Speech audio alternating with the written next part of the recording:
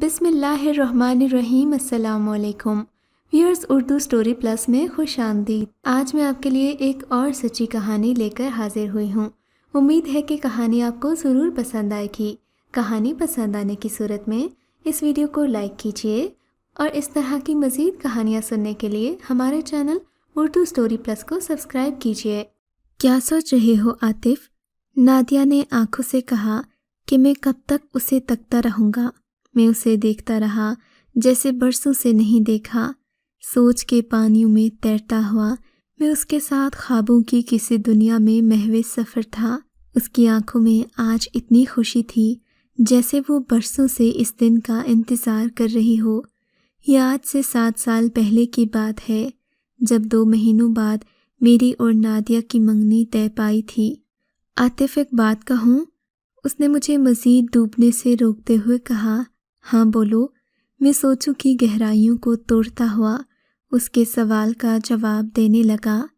جانتے ہو عاطف، یہ جو وقت ہے نا، جو آج ہم ایک ساتھ گزار رہے ہیں، یہ بہت حسین ہے۔ تم اسے کبھی مت بھولنا۔ یہ کہہ کر وہ رونے لگی۔ یہ اس کی خوشی کے آنسو تھے جو اس کی آنکھوں سے چھلک رہے تھے۔ خیر، کچھ خوشگپیوں کے بعد میں نے نادیہ کو گھر ڈراپ کیا اور اپنی شاپ پر چلا گیا۔ شہریار، جو میرے بچپن کا ساتھی ہونے کے ساتھ ساتھ میرا پرچھائی بھی تھا، بدستور میرے انتظار میں بیٹھا تھا۔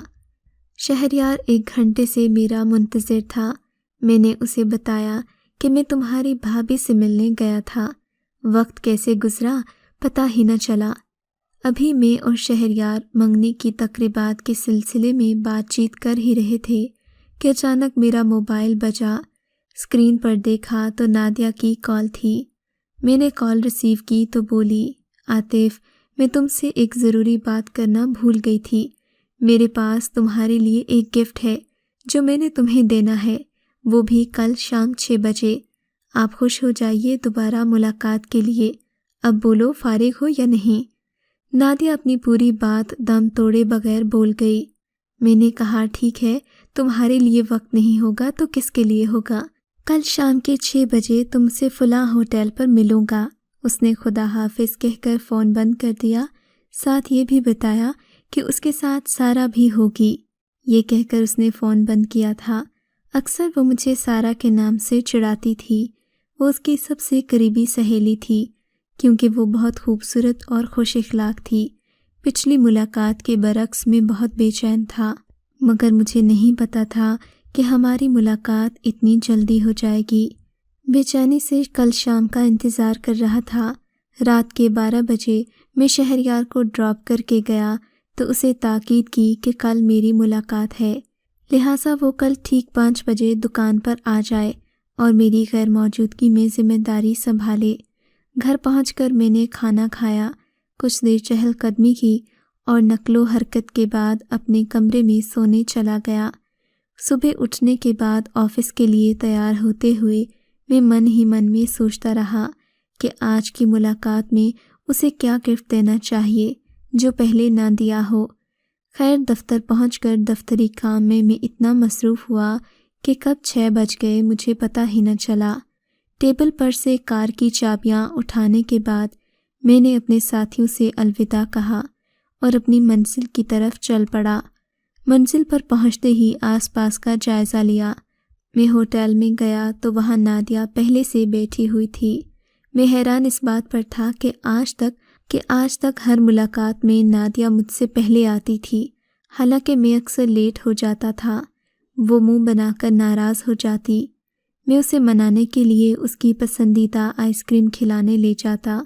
ابھی یہ سوچ ہی رہا تھا کہ اچانک میرے فون پر شہریار کی کال آئی۔ کیا مسئلہ ہے؟ تم سے کچھ دیر صبر نہیں ہوتا کیا؟ نادیہ کے لیٹ ہونے سے میں پریشان بھی تھا اور غصہ بھی آ رہا تھا جو کہ شہریار پر اتارنے لگا۔ تم ابھی کہاں ہو؟ اس کے لہجے میں پریشانی کے تاثرات تھے، جیسے وہ کچھ بتانا چاہ رہا تھا۔ کہنے لگا، میں اسی ہوٹل میں ہوں، کیوں، خیریت تو ہے؟ میری بات سن کر وہ مزید پریشان ہو گیا۔ کہنے لگا، تم وہیں رکو، میں ابھی آتا ہوں۔ یہ کہہ کر اس نے فون بند کر دیا۔ میں سمجھ نہیں پا رہا تھا کہ آخر کیا بات ہے۔ شہریار دکان چھوڑ کر مجھ سے ملنے کیوں آ رہا ہے؟ ابھی میں یہ سوچ ہی رہا تھا کہ دائیں جانب نظر پڑی۔ میں نے نادیہ کو اپنے پاس آتے ہوئے دیکھا۔ یہ ایک عجیب منظر تھا۔ میں نے آج تک نادیہ کو کبھی ننگے سر چلتے نہیں دیکھا تھا۔ اس کے بال کھلے ہوئے تھے، سر پر چوٹ کا نشان تھا جس سے خون بہہ رہا تھا۔ میں نے بغیر کچھ سوچے سمجھے اس کے ہاتھ تھام لیے اور اس سے پوچھنے لگا، کیا ہوا؟ کہاں تھی تم؟ کیا ہوا ہے؟ اور یہ چوٹ کیسے لگی؟ نادیہ کے چہرے پر پریشانی کے آثار تھے۔ ہم پاس والی بینچ پر بیٹھ گئے۔ نادیہ نے میرا ہاتھ پکڑا اور کہنے لگی، میں اب بالکل ٹھیک ہوں، تم میری فکر مت کرو۔ ہوا یہ تھا کہ میں سارا کے گھر جا رہی تھی۔ اس کے گھر پہنچی تو سڑک کی پار والی شاپ پر نظر پڑی۔ کچھ پھول مجھے پسند آئے، تمہارے لیے لینے جا رہی تھی کہ ایک گاڑی سے ٹکر ہو گئی۔ پھر میں بے ہوش ہو گئی اور کچھ پتہ نہ چلا۔ ہوش آیا تو 6:30 ہو رہے تھے۔ مجھے تم سے کیا ہوا وعدہ یاد آیا کہ تم میرا انتظار کر رہے ہوگے، تو جلدی جلدی تمہارے پاس آ گئی۔ بہت دور سے سفر کرتی آ رہی ہوں عاطف، لیکن تم فکر مت کرو، اب سب ٹھیک ہے۔ میں خاموشی سے بیٹھا اسے دیکھ رہا تھا۔ اس کا لہجہ پرسکون تھا، جیسے اسے کسی بات کا ڈر نہ ہو۔ پھر نادیہ نے دوسری طرف بیٹھے 4-5 لوگوں کو دیکھتے ہوئے کہا، دیکھو ہمیں یہاں سے چلے جانا چاہیے، سبھی لوگ ہماری طرف گھور کر دیکھ رہے ہیں۔ میں نے اسے اٹھایا، کار کا دروازہ کھولا اور اسے بٹھاتے ہوئے کہا، ہمیں پہلے ڈاکٹر کے پاس چلنا چاہیے کیونکہ تمہاری حالت ٹھیک نہیں ہے۔ پھر تم جہاں کہو گی ہم وہیں چلیں گے۔ مگر پھر اس کی وہی بات کہ مجھے ڈاکٹر کے پاس نہیں چلنا، تم مجھے کہیں اور لے چلو۔ مجھے جلدی میں یاد نہ رہا کہ میں اپنا موبائل وہیں چھوڑ کر آ چکا ہوں۔ آس پاس کے لوگوں پر میری نظر پڑی تو وہ مجھے دیکھ کر بڑبڑانے لگے، جیسے کہہ رہے ہوں کہ کیا میں پاگل ہوں؟ مگر اس وقت مجھے صرف نادیہ کی فکر تھی۔ میں نے اور کسی کی پرواہ نہ کی اور گاڑی سٹارٹ کر کے شہر کی آبادی سے دور جانے لگا۔ نادیہ سارے راستے میں خاموش رہی، جبکہ میں یہی سوچتا رہا کہ آخر کیا بات ہے جو مجھ سے آج یہ چھپا رہی ہے۔ آج اس کی یہ حالت کیوں ہوئی؟ نہ سر پر چادر اور چہرے پر پریشانی کے آثار۔ پھر شہریار کی باتیں بھی یاد آ رہی تھیں۔